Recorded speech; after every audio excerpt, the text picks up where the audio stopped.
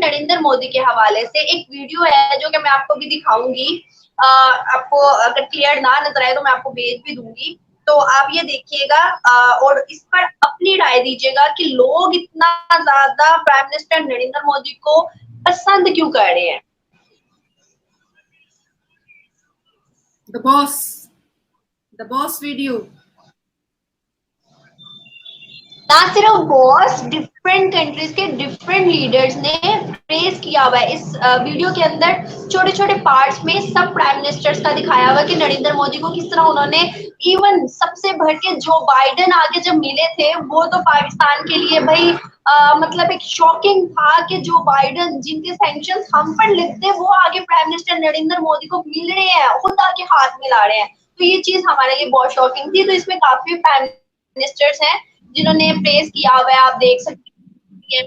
तो क्या रीजन है, सिर्फ मतलब ये नॉन मुस्लिम कंट्रीज नहीं है, ये मुस्लिम कंट्रीज भी बीच में आई है, स्पेशली सऊदीया। तो इस पर आपकी क्या राय है? पाकिस्तान की सरकार के लिए मैंने लास्ट टाइम अजवाइन क्या का एक वो दिया था, सजेशन दिया था। इस बार भी मैं कुछ लेकर बैठी हूँ।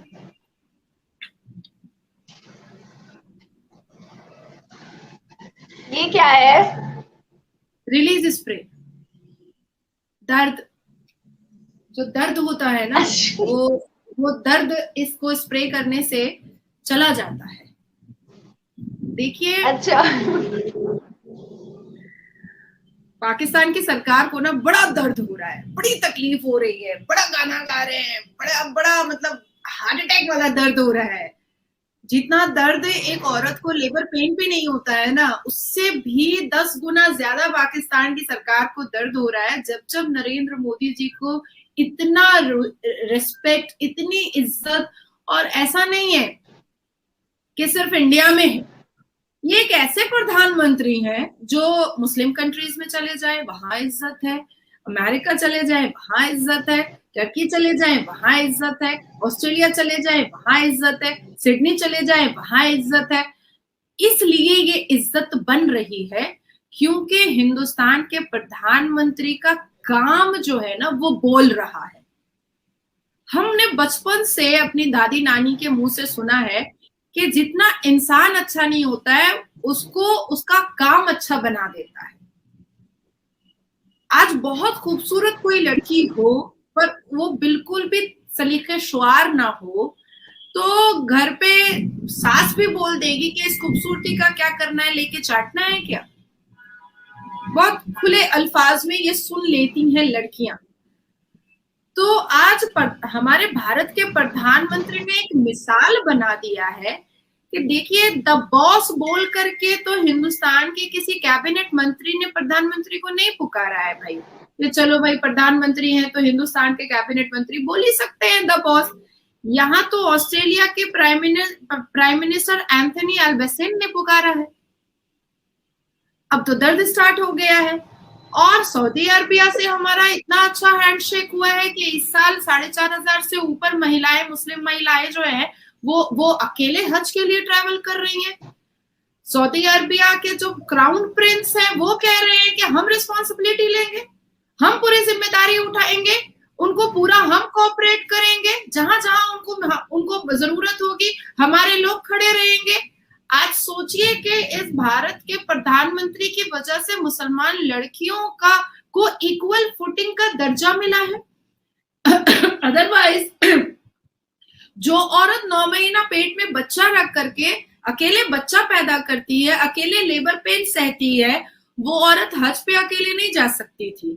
उसके साथ किसी ना किसी मर्द को जोड़ा जाता था कि एक दुमछल्ला लेकर के हमने साथ में जाना है अल्लाह के घर। मैंने कई चैनल को बोला कि भाई अगर मौलवी मुल्लाओं को तकलीफ हो रही है, दर्द हो रही है, ऐसा नहीं है कि हिंदुस्तान के कुछ मुसलमानों को दर्द नहीं हो रहा है भारत के प्रधानमंत्री का इतना रिस्पेक्ट देख करके। हिंदुस्तान में भी कुछ ऐसे पाकिस्तानी तालिबानी टेररिस्ट माइंडेड मौलवी मुल्ला हैं जिनके पेट में बड़ा दर्द होता है और मैं हर चैनल पे हाजमोला उनको देती हूँ आम पाचक कि भाई पेट का दर्द ठीक करो, क्योंकि ये सरकार अब आगे बढ़ने को तैयार है। ये सरकार अब डेवलपमेंट की ओर चल चुकी है। तो पाकिस्तान हो या यहाँ हिंदुस्तान के मौलवी मुल्ला हो, जब उन्होंने ये कहा कि भाई अकेले हज कैसे हो सकता है, तब मैंने उनको रिप्लाई दिया। और आज आपको भी अनम में बता रही हूँ, आप मुसलमान लड़की हैं, मुसलमान घर से आ रही हैं, आप मुझे बताएं कि जब औरत का डेथ होता है, जब वो मरती है, तब साथ में क्यों नहीं चला जाता है ये मर्द कब्रिस्तान में? अल्लाह के घर जाने के लिए मर्द की तो कोई जरूरत नहीं है भाई, अल्लाह है ना हिफाजत करने वाला। अल्लाह तबारक ताला से बड़ी चीज और क्या हो सकती है? जो हमारी हिफाजत अगर हम अपने आप को अल्लाह के सुपुर्द कर दे कि हम अल्लाह के घर जा रहे हैं, अकेले हिफाजत करने वाला खुदा है, तो उसके बाद फिर किसी और की क्या मजाल है? किसी की मजाल नहीं है।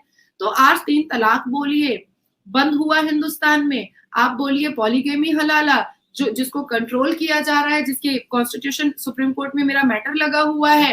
आप बहुत सारी ऐसी बदतमीजियां हैं, बहुत सारी ऐसे गुनाह हैं जो अब सामने आ रही हैं। जैसे हालिया में हमने देखा कि द केरला स्टोरी में दिखाया गया कि किस तरीके से हिंदू लड़कियों को ट्रैप करके उसको मुसलमान बनाया जाता है और उसको आतंकवादी बनाया जाता है। हमने अजमेर 92 के बारे में सुना, जहां पर हिंदू लड़कियों का बलात्कार चिश्ती फैमिली के मुसलमान लड़के करते थे। ये हिंदुस्तान के हीनियस क्राइम्स है और मुझे बिल्कुल शर्म नहीं आ रहा है कि मैं पाकिस्तानी चैनल पर इसको डिस्कस कर रही हूँ, क्योंकि एक सरकार ऐसी थी जो ऐसे ऐसे तालिबानी, ऐसे ऐसे क्रिमिनल्स को हवा देती थी और उनको क्राइम करने का मौका देती थी और लोगों को डरा के धमका के चुप रखती थी कि आप कुछ अल्फाज बाहर नहीं निकाल सकते हैं। और आज ये सरकार है जो छोटी से छोटी चीज हो, जनधन योजना हो, उज्ज्वला योजना हो, शौचालय हो, स्वच्छ भारत अभियान हो से लेकर के हम अपने डिफेंस को भी पूरे वर्ल्ड में 4th पोजीशन पर लेकर के आए हैं।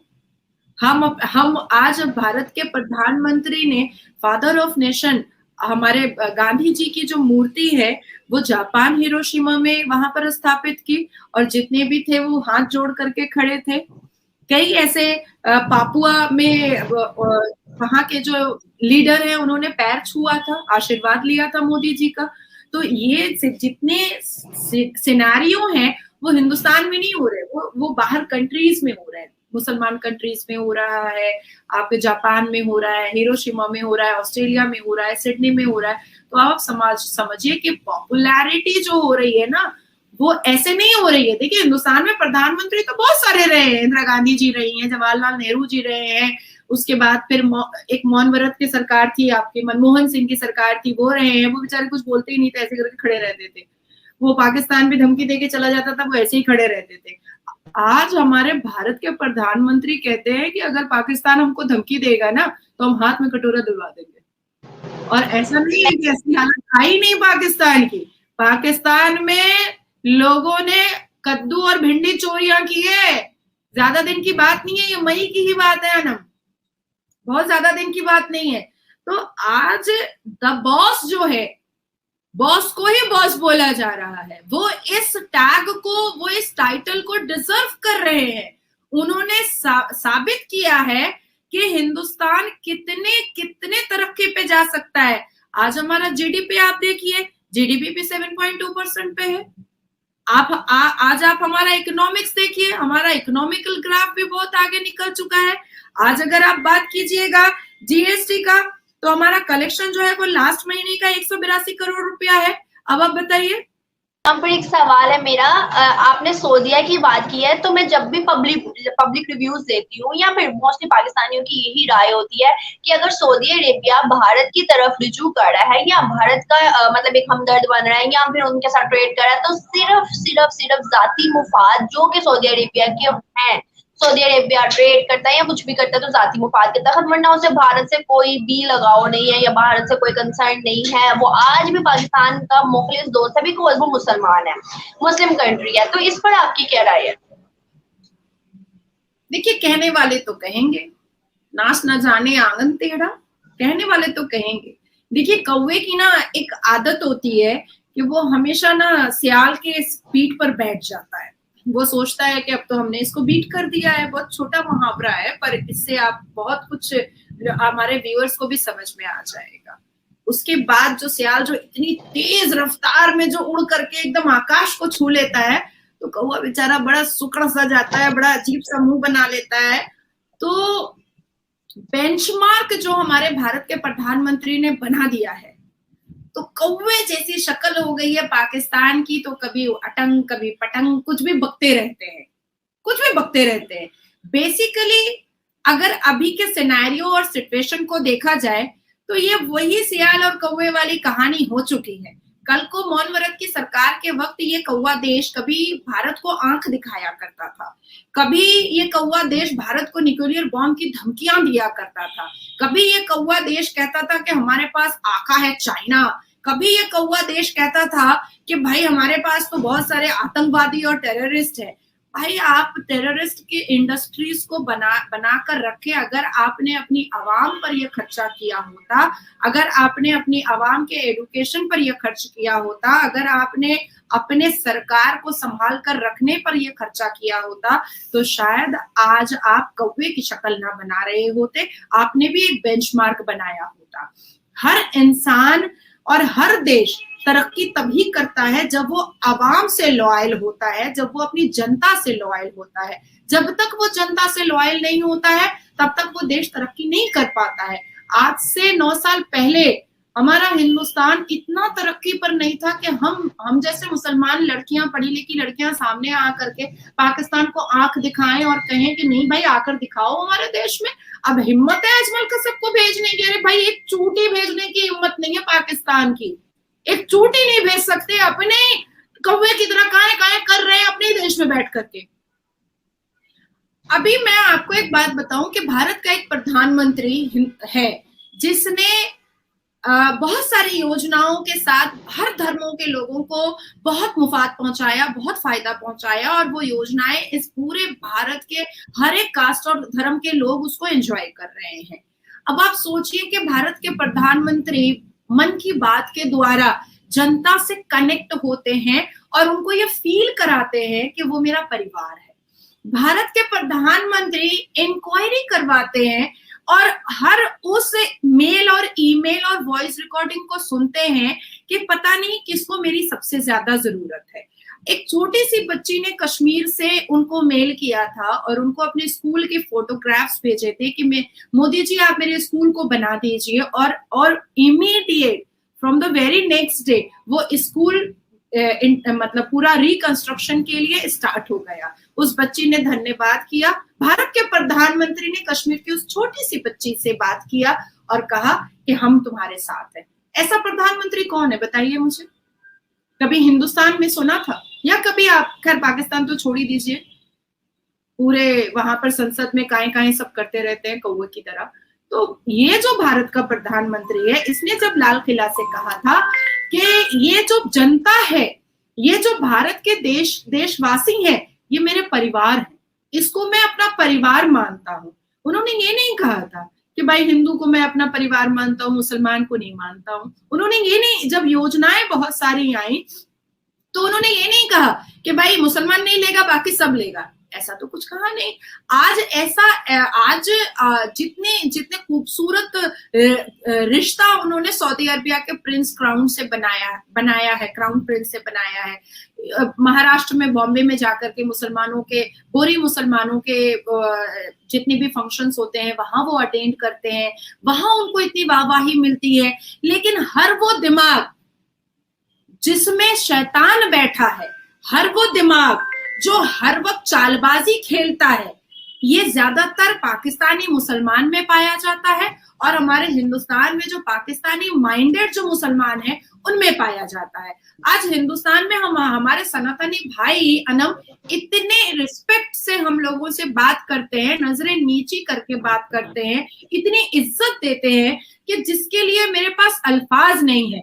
लेकिन आप हमेशा देखिएगा कि कमेंट बॉक्स में मुसलमान गंदी गंदी गालियां दे रहा है, कभी रेप की धमकी दे रहा है, कभी प्रोस्टिट्यूट मुझे बोल रहा है, कभी मुझे चकला पे बैठा दे रहा है। ये वही मुसलमान है जिसने जन्नत को चकला और कोठा बना दिया है 72 वर्जिन हूरों का अफवाह उड़ा उड़ा करके, कि जब तक जिंदा रहोगे तब तक धरती पे 4 बीवियां पाओगे और जब आसमान पे जाओगे तो वहां पर वर्जिन 72 खूबसूरत हूरें मिलेंगी।